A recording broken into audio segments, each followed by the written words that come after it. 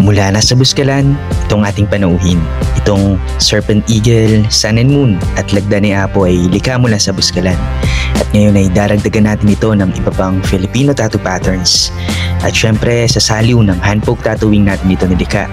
O yung paglikha natin ng batik, tattoo o tatak sa balat ng kamay lamang at karayom ang ating gamit. At nang matapos, ay ito na. Ito ay tinimpla natin sa saliw ng patches tattoo dahil yun na ang areglo ng mga unang batik o tattoo ng ating panauhin. Ito ay may mga simbolo at sagisag gaya ng pamilya, ugnayan, pagkakaisa, dasal, pananalig, kalakasan, pagpapatuloy. Nariyan din ang gabay at kaalaman mula sa mga ninuno.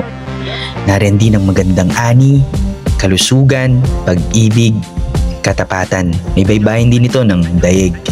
At syempre, dito lamang yan kapatid.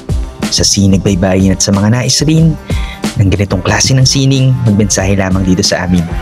Ito muli, ang Sinag Baybayin.